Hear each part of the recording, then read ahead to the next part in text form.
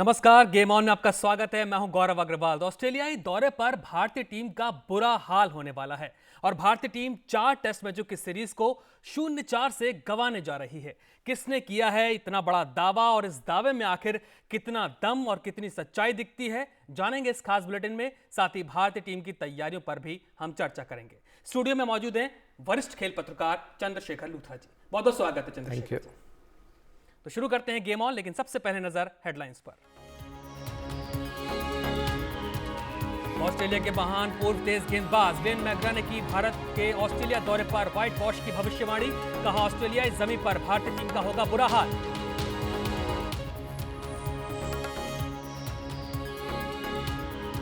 अस्थायी रूप से निलंबित बॉक्सर सरिता देवी के समर्थन में उतरे सचिन तेंदुलकर। खेल मंत्रालय को लिखे खत में सरिता देवी के करियर पर जताई चिंता। मामले के जल्दी निपटारे के लिए तुरंत कार्रवाई की जताई उम्मीद। और सर प्रताप सिंह पोलो कप के फाइनल में पहुंची जिंदल पैंथर की टीम। दूसरे लीग मैच में हरियाणा पोलो क्लब टीम को 3.5 के मुकाबले 10 गोल से हराया। नॉडी ने दागे सबसे ज्यादा 4 गोल।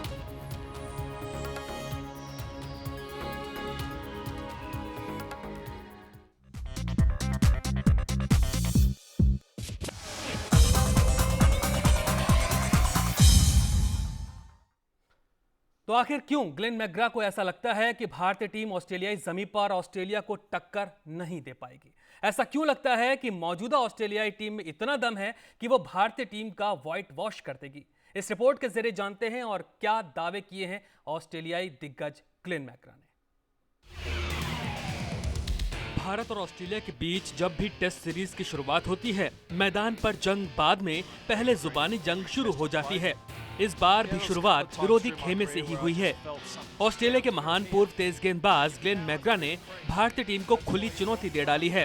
ग्लेन मैकग्रा ने अपने ही अंदाज में भारतीय टीम को फिसड्डी करार देते हुए भविष्यवाणी की है कि टीम इंडिया ऑस्ट्रेलियाई जमीन पर एक भी मैच नहीं जीतेगी और 0-4 से बुरी तरह मात खाकर घर लौटेगी। मैकग्रा के मुताबिक, हमने 2011-12 में हुई सीरीज में 4-0 से भारत को हराया था और भारत ने ऑस्ट्रेलिया को अगले साल 4-0 से मात दी थी। मुझे लगता है कि उनके साथ फिर वही होने जा रहा है जब वो यहाँ आएंगे। हालांकि मैकग्रा ये भूल गए हैं कि भारतीय टीम ने वनडे में श्रीलंका के खिलाफ कितने धमाकेदार अंदाज में सीरीज पर कब्जा किया है। साथ ही वो शायद ऑस्ट्रेलियन टीम के बारे में भी भूल गए हैं कि ऑस्ट्रेलियाई बल्लेबाजी लाइनअप फिलहाल सेटल नहीं दिख रही, जिसमें कप्तान माइकल क्लार्क की फिटनेस और पाकिस्तान के खिलाफ उनकी टीम का प्रदर्शन कैसा रहा। लेकिन फिर भी मैकग्रा मानते हैं कि महेंद्र सिंह धोनी की अगुवाई वाली टीम ऑस्ट्रेलियाई टीम के सामने ऑस्ट्रेलियाई जमीन पर कहीं नहीं टिकती। मैकग्रा कहते हैं, ऑस्ट्रेलियाई टीम ने पिछला सीजन जिस अंदाज में यहाँ खेला था वो वाकई शानदार था। अगर वो उस प्रदर्शन का थोड़ा हिस्सा भी दे देंगे तो टीम इंडिया को आसानी से हरा देंगे। इसके साथ साथ मैकग्रा ने भारत के हालिया इंग्लैंड दौरे को याद करते हुए कहा, मैंने इंग्लैंड में भारत के पिछले 3 टेस्ट मैच देखे थे और उसमें भारतीय खिलाड़ी बहुत ही साधारण थे। यानी मैकग्रा के बयान ने भारतीय टीम को हर तरीके से कमजोर साबित किया है। लेकिन सवाल ये उठता है कि क्या वाकई भारतीय टीम इतनी कमजोर है कि वो मौजूदा ऑस्ट्रेलियाई टीम के खिलाफ लोहा लेने में सक्षम नहीं है? मैकग्रा ने तो अपना काम कर दिया। अब देखना होगा कि इस पूर्व तेज गेंदबाज ने जो भारतीय टीम की कमजोरियां गिनाई हैं, उसका टीम इंडिया कैसे जवाब देती है। Sports bureau, focus news. तो मैदान पर उतरने से पहले ही जुबानी जंग शुरू हो चुकी है और सबसे पहला बाण आया है ऑस्ट्रेलियाई टीम की तरफ से।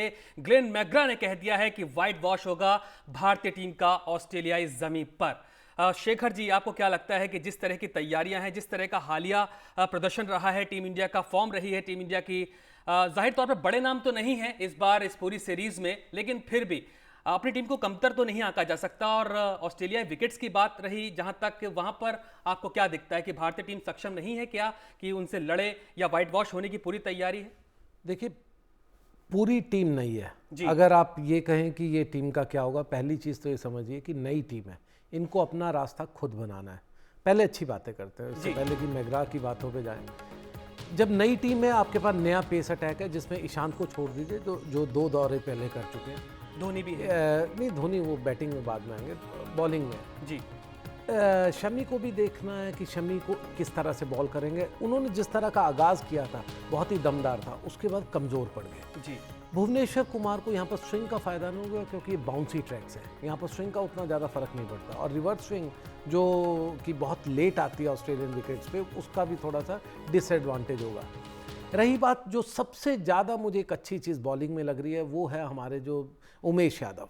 उमेश यादव अगर फिट हुए और जिस तरह से उन्होंने बॉल की इंडियन पिचेस पे, मुझे लगता है कि उनकी पेस और जिस तरह से वो डेक को हिट करते हैं वो, और अगर ईशांत, अगर इनका थोड़ा सा चल जाए जलवा तो अच्छी चीज़ हो सकती है। बैटिंग में ना तो आपके पास सचिन है, ना लक्ष्मण है, और ना ही द्रविड़ है, ना ही जो कप्तान अभी फिलहाल आ रहे हैं, मेकशिफ्ट कप्तान विराट कोहली, उनका वो दमदार प्रदर्शन है जो पिछली बार था जी। तो ऐसे में एक नई टीम, नई बैटिंग लाइनअप के साथ जा रहे हो, जिसमें कि जो थोड़ा सा सस्पेक्ट है बाउंसिंग ट्रैक पे खेलने वाला, मुझे लगता है कि जो मैग्रा कह रहे हैं उसमें काफी दम हो सकता है। लेकिन फिर से व्हाइट वॉश, देखिए व्हाइट वॉश तो हम नॉर्मल भी करवा के आते हैं, इसमें कोई इतने हैरान क्यों हो रहे हो आप? तो ऐसे हैरान हो रहे हैं हम तो हमेशा में व्हाइट वॉश के लिए जाते हैं। अगर हमारी टीम कभी भी अच्छी रही है, वो 2007-8 में रही थी, जो एक ड्रीम टीम थी, मैं उसको ड्रीम टीम मानता हूँ, जिसमें कुंबले कप्तान थे। अगर हम उस वक्त पे 2-1 से हार के आए तो ये मान के चलिए कि इस टाइम पे 4-0 कोई बड़ी चीज़ नहीं है। 5वां टेस्ट नहीं हो ना, 5-0 भी हो सकते हैं। लेकिन उसके साथ साथ ही मैं एक 10% का एक मार्जिन जरूर रखना चाहूँगा कि नए बच्चे हैं, नए लड़के हैं, अगर उनमें से किसी ने अच्छा करना शुरू किया, खासकर 2 प्लेयरों पे नजर रहेगी जी। एक है मुरली विजय जो टेक्निकली मुझे बहुत करेक्ट और अच्छे लगते हैं, और दूसरा चितेश्वर पुजारा को अपने आप को साबित करना होगा कि मैं इस टीम को बिलोंग करता हूं। अगर उन्होंने साबित नहीं किया तो उनकी जगह खाने वाले बहुत लोग आ गए। इसलिए 2-3 प्लेयर्स ऐसे हैं जिनसे उम्मीद है उमेश। लेकिन क्या मैग्रा की बातों को शब्दों के बाढ़ समझा जाए, जुबानी जंग समझा जाए, या फिर वाकई में मतलब कुछ उन्होंने आंका होगा, एनालिसिस किया होगा, इसके बाद ही वो बात बोल रहे हैं? देखिए पहली चीज़, आप जैसी क्रिकेट खेल रहे हैं, आपके पैकेज में बहुत अच्छा था, कंपैरिजन था कि हमने बहुत अच्छा क्रिकेट श्रीलंका का खेला। अगर हम उस क्रिकेट को लेके जाएंगे तो मैं कहूँगा 4-0 तो फिर ऑस्ट्रेलिया ने भी जो यूएई में खेले ना, मैं वही तो कह रहा हूँ, उनके लिए उनकी होम टर्फ वहीं पर है, उनके लिए बाउंसी ट्रैक्स अच्छे हैं। उनके बाउंसी ट्रैक्स अगर आपको लास्ट मैच का याद हो, जब हम पर्थ में खेले थे, तो वो इस तरह से मारते हैं बाउंसर्स को कि हमारे प्लेयर्स के लिए मुश्किल है, उनके लिए नहीं। और दूसरी बात, हमारी टीम किसके दम पर जा रही है? हमारी टीम जिन बैटिंग के दम पे जा रही है ना, नॉट बॉलिंग के। बॉलर्स तो अच्छा करेंगे तो अच्छी बात है, ये रिकॉर्ड भी आप देख सकते हैं जी हाँ। अगर हम बैटिंग के दम पर जा रहे हैं तो हमारी बैटिंग जो लाइनअप है वो ऑस्ट्रेलिया में सबसे कमजोर रही है, और अभी तक कोई भी prove apart from Virat Kohli किसी ने अपने आप को प्रूव नहीं किया जी। तो ऐसे में विराट का फॉर्म में ना होना, अपनी विकेट्स पे थोड़े रन किए लेकिन ओवरऑल बहुत खराब उन्होंने बाहर क्रिकेट खेला है, वो मुझे सबसे ज़्यादा टेंशन की बात लगती है। लेकिन फिर भी कहा ना 10% का चांस है कि हम 3-0 भी हो जाए। लेकिन ओवरऑल जो मैग्रा कह रहे हैं बहुत दम है, वो based on our performances overseas है, इसलिए उसमें कोई टीका टिप्पणी करने की बहुत ज़्यादा ज़रूरत नहीं है। चलिए इतना तो तय है कि भारतीय टीम में वो बड़े सितारे इस बार मौजूद नहीं है, पूरी की पूरी टीम युवा है, और जिस तरीके से चंद्रशेखर जी ने आकलन किया है उस हिसाब से तो ग्लेन मैग्रा की बात काफ़ी हद तक सही साबित हो रही है। लेकिन युवा जोश को भी हम कम नहीं आंकेंगे बिल्कुल भी। आगे बढ़ते हैं। आखिर मैग्रा ने भारतीय टीम में ऐसी क्या कमजोरी देखी है जिसके बूते वो इतनी बड़ी बात बोल रहे हैं? क्या वाकई टीम इंडिया में इतनी ताकत नहीं है कि वो ऑस्ट्रेलिया को उसी की मान में जाके हरा सके? जहां तक टेस्ट की बात है तो भारतीय टीम के हौसले भले ही कितने बुलंद क्यों ना हो, लेकिन अंदर की हकीकत उसके इरादे से मेल नहीं खाती।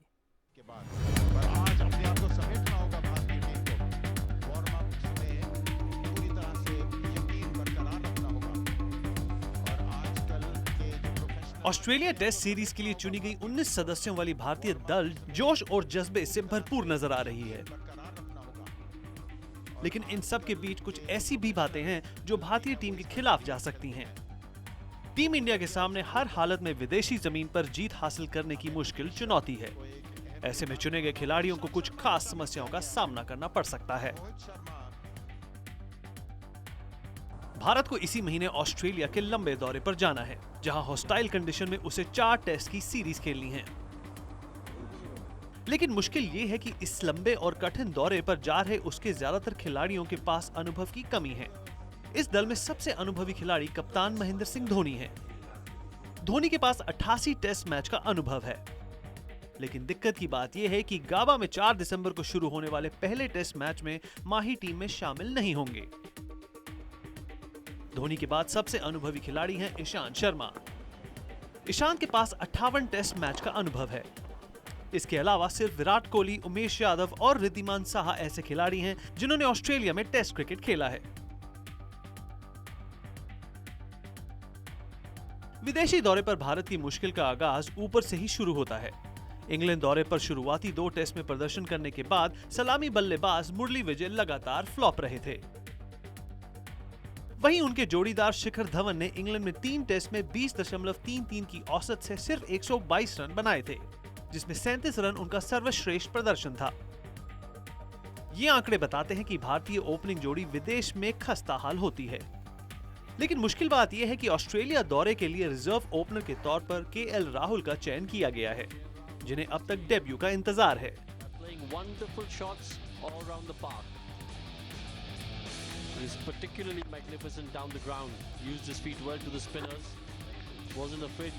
चेतेश्वर पुजारा और विराट कोहली तीसरे और चौथे नंबर पर बल्लेबाजी करते हैं। इंग्लैंड दौरे पर इन दोनों की स्थिति दयनीय थी।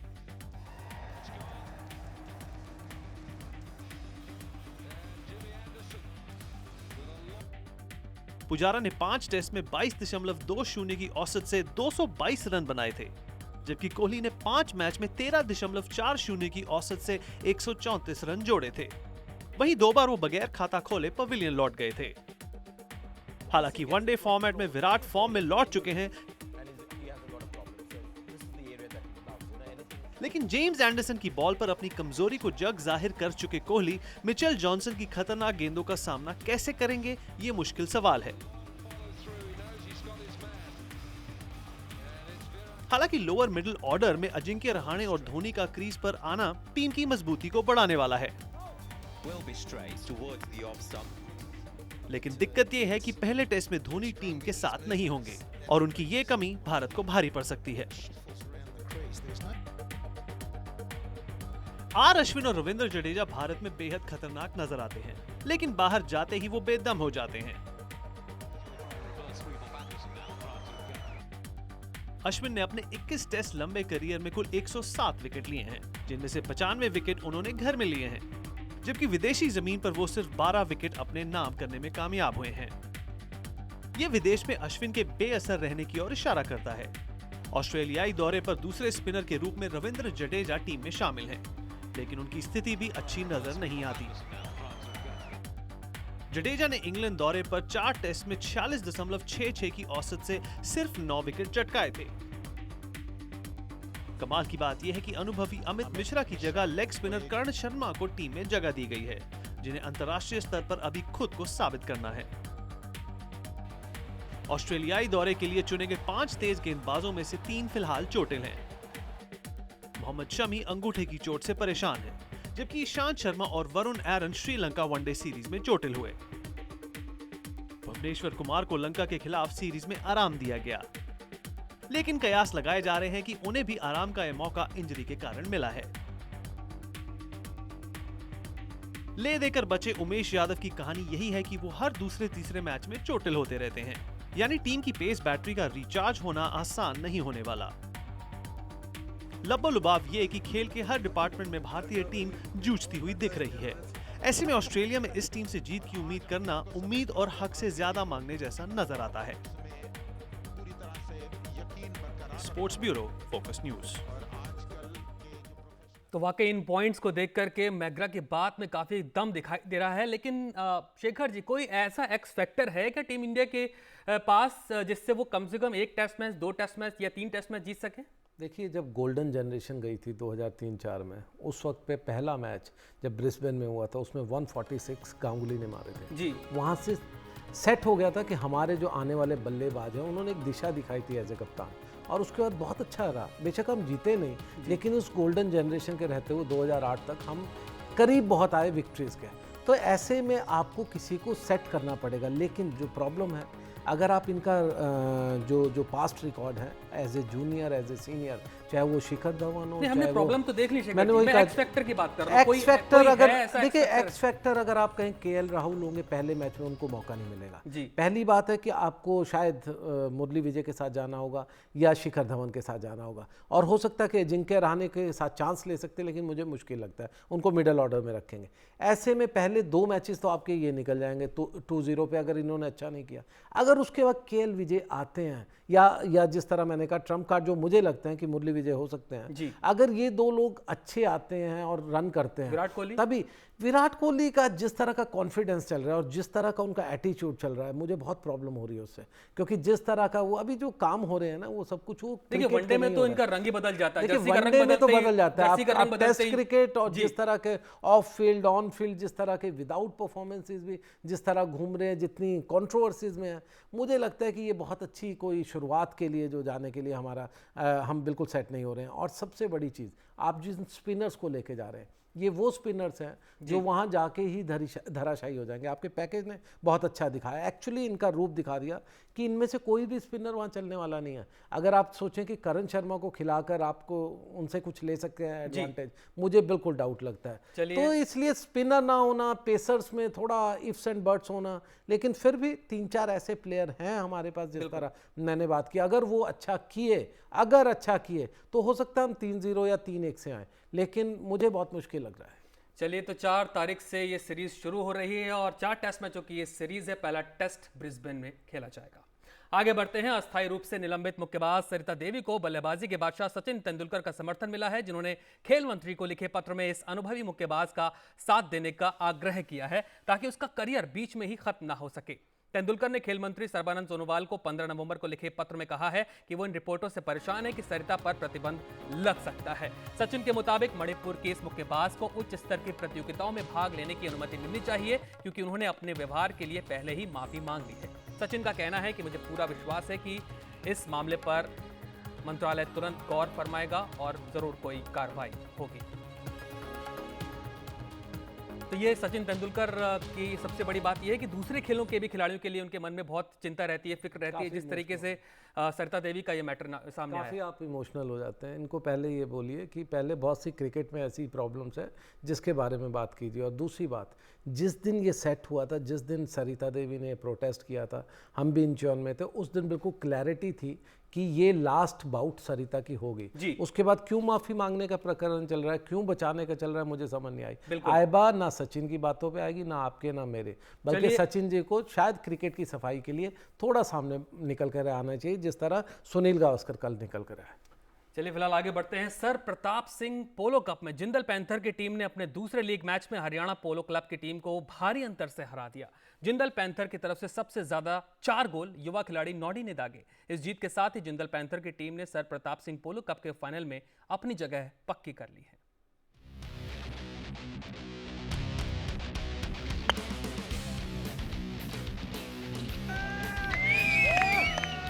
जिंदल पैंथर जैसी टीम के लिए जीत अब आसान बन चुकी है। सर प्रताप सिंह पोलो कप में जिंदल पैंथर की टीम ने अपने प्रदर्शन से यह साबित भी कर दिया है।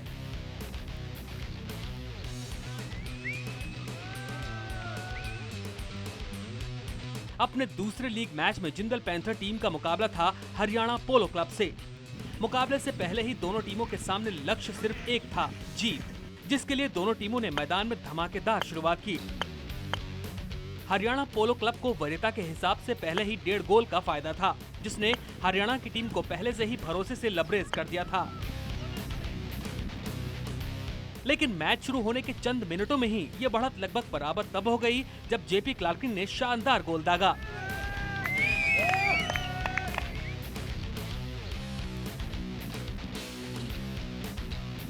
यानी पहले चक्कर में हरियाणा की टीम कोई गोल नहीं कर सकी और पहले चक्कर के बाद स्कोर पहुंचा 1 और 1.5।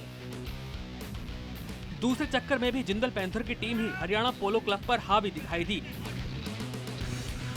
जेपी ने एक बार फिर विरोधी गोल पोस्ट पर धावा बोलते हुए अपनी टीम को दूसरे गोल से बढ़त दिला दी।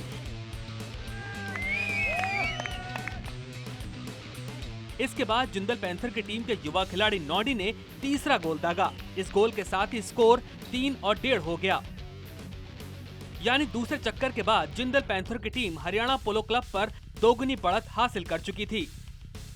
तीसरे चक्कर में भी जिंदल पैंथर के खिलाड़ियों का ही जलवा दिखाई दिया।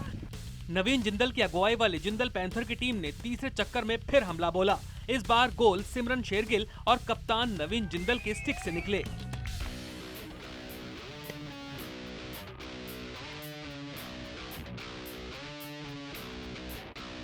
मुकाबले में पिछड़ती हरियाणा पोलो क्लब ने अपनी रणनीतियों में बदलाव किए, जिसका नतीजा मैदान पर दिखाई भी दिया।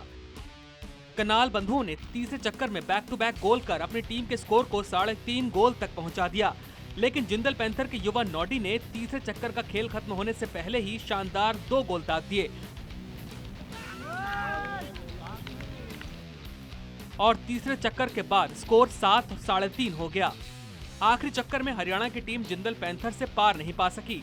आखिरी चक्कर में सिमरन, जेपी और नॉडी ने गोल दागे, जबकि विरोधी टीम की तरफ से एक भी गोल नहीं हो सका, जिसका नतीजा ये हुआ कि जिंदल पैंथर ने ये मैच 3.5 के मुकाबले 10 गोल से जीत लिया। इस जीत के साथ ही जिंदल पैंथर की टीम सर प्रताप सिंह पोलो कप के फाइनल में भी पहुंच गई है। लगातार 3 बड़े पोलो खिताब जीतने के बाद जिंदल पैंथर की टीम से जीत का चौका लगाने की पूरी उम्मीद है। Sports bureau, focus news.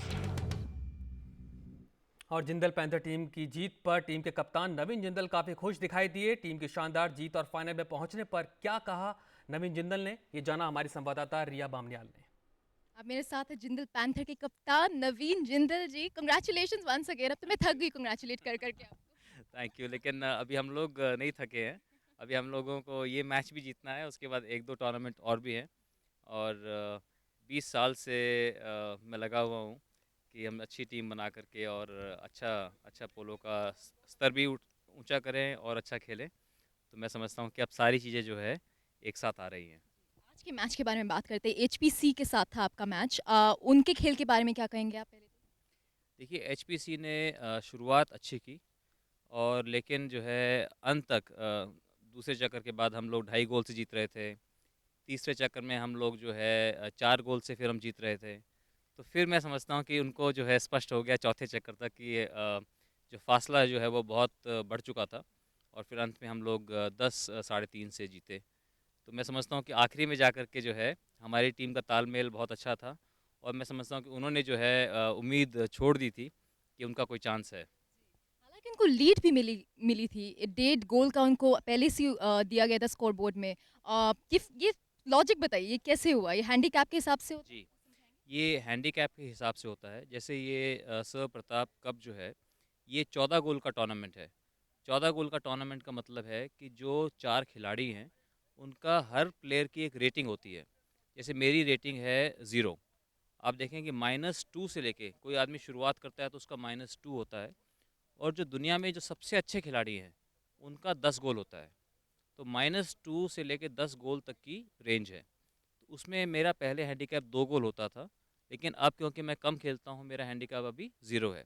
और ये अगर अच्छा खेलूँगा ये बढ़ सकता है, लेकिन इससे कम नहीं हो सकता। और हमारी टीम में जो है एक 8 गोल के प्लेयर हैं, एक 5 गोल के हैं, 1 गोल के हैं। तो चारों प्लेयर का मिलाकर के हमारा हैंडीकैप होता है 14 गोल। जो दूसरी टीम है उनका हैंडीकैप जो है वो था 13 गोल। तो उनका 1 गोल कम था, यानी कि वो टीम हमारे से थोड़ी कमज़ोर है। कमज़ोर है तो उसका एक फार्मूला है कि 4 divided by 6 multiplied by difference. यानी कि अगर 6 चक्कर का अगर मैच है तो 1 गोल मिल जाता, क्योंकि 4 चक्कर का है तो उनको आधा गोल ही हैंडीकैप में एडवांटेज में उनको मिलता है। इसका उद्देश्य ये है ताकि दोनों टीमों को बराबरी का जीतने का अवसर हो। वरना अगर एक टीम बहुत अच्छी होगी तो दूसरी टीम जो है उसके साथ खेलने का फिर कोई खेलना ही नहीं चाहेगा। तो दोनों टीमों को बराबर का मौका देने के लिए जो कमज़ोर टीम होगी उसको पहले से गोल दिए जाते हैं। तो इसलिए आपने देखा कि पहले से उनको गोल मिला हुआ था। हालांकि आपने कह दिया कि आपका हैंडीकैप कम है और आप खेलते भी नहीं है ज़्यादा, पर आज भी आपने गोल स्कोर किया। जी हाँ, पेनल्टी जो है पेनल्टी मैंने ली थी और वो पेनल्टी अच्छी लगी।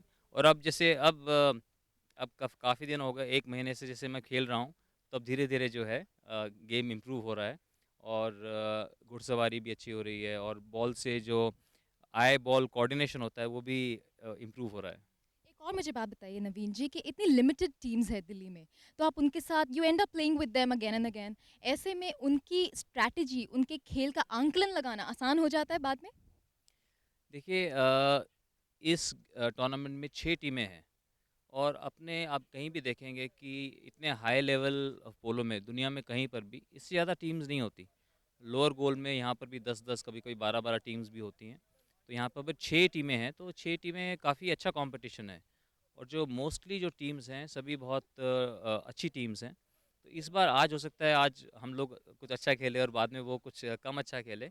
लेकिन आप देखें कि जितने भी फाइनल्स पिछले हुए हैं, तो 1 गोल से, आधा गोल से, 1 गोल से हम लोग जीते हैं, ओवर टाइम में जीते हैं। तो इसलिए बहुत कड़ी टक्कर है। मैं समझता हूँ कि ईश्वर की कृपा हमारे साथ रही तो हम जीत रहे हैं। ऑलरेडी 3 कप्स तो जीत लिए बैक टू बैक, अब क्या चौथे कप आप रखेंगे कहाँ पे इतने का? नहीं, रखने के लिए बहुत जगह है। दिल में और घर में जो है जगह होनी चाहिए, तो हमारे पास जीतने के लिए बहुत जगह है। तो हम अपनी तरफ से अच्छा खेलेंगे और फिर उसमें चाहे जीत मिले चाहे हार मिले, अपनी तरफ से हम अच्छा जीतने की कोशिश करेंगे। आप इन जीत का क्रेडिट किसको देना चाहेंगे? आपने आपने कहा जैसे कब से आप कोशिश कर रहे हैं, फाइनली आप जीत का आपका सिलसिला चलता ही जा रहा है, तो इसका क्रेडिट किसको देंगे? देखिए ये एक टीम वर्क है। ऑब्वियसली जो हमारे जो खिलाड़ी खेल रहे हैं, जैसे जॉन पॉल है, वो खेल रहे हैं, बहुत अच्छा खेल रहे हैं। सिमरन शेरगिल जो भारत की टीम के कप्तान हैं, वो बहुत अच्छा खेल रहे हैं। नॉडी है, नॉडी बहुत अच्छा खेल रहा है। मैं भी ठीक खेल रहा हूँ और इसके अलावा जो पिछले जो 20 सालों से जो मेहनत है, हम लोग लगे हुए हैं घोड़ों को तैयार करने में, रेगुलर प्रैक्टिस करने में। क्योंकि घोड़ों को अगर हम बाहर से भी लेके आते हैं, कभी अर्जेंटीना से, न्यूज़ीलैंड से, इंग्लैंड से, उनको आने के बाद 1-1, 2-2 साल उनको लगते हैं उनको एक्लेमेटाइज़ होने के लिए। तो उसके बाद सब चीज़ों को उनका ख़्याल रखना, घोड़े लेके आना बहुत आसान बात है, लेकिन उनका ख़्याल रखना, उनको कभी चोट लग जाती है, कभी बीमार होते हैं, उनका ख़्याल रखना, धीरे-धीरे उनको गेम के लिए तैयार करना और निरंतर उस पे ध्यान देना। तो इन सब चीज़ों की टीम प्रैक्टिस करना, टीम के अंदर जो है समन्वय हो, टीम के अंदर एक टीम स्पिरिट के साथ खेलें, कि ये नहीं कि बॉल मिल जाए तो खुद ही लेकर के बॉल को जो है, खुद ही सोचे कि मैं ही खेलता रहूँ। उसको बोलते हैं सोलो और पोलो बोलते हैं टीम वर्क को, ताकि हम एक दूसरे को पास करें। जितने भी खिलाड़ी हैं टीम के अंदर, सभी को पूरी अच्छी तरह से उपयोग करें। तो ये हमारा प्रयास रहा और इसमें मैं समझता हूँ हम अच्छा खेले और आगे भी इसी तरह खेलते रहेंगे। संडे को फाइनल खेला जाएगा, ऐसे में आपकी स्ट्रैटेजी क्या होने वाली है?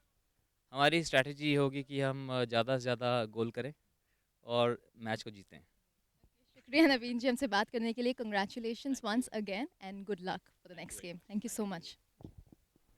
तो शानदार जीत रही जिंदल पैंथर की, फाइनल में भी इस टीम ने जगह बना ली है। चलिए शेखर जी, बहुत बहुत शुक्रिया, आप पूरी चर्चा में हमारे साथ शामिल रहे। Thank you very much. तो फिलहाल गेम ऑन में इतना ही और देश दुनिया की बाकी ताज़ा तरीन खबरों के लिए आप जुड़े रहिए फोकस न्यूज़ के साथ।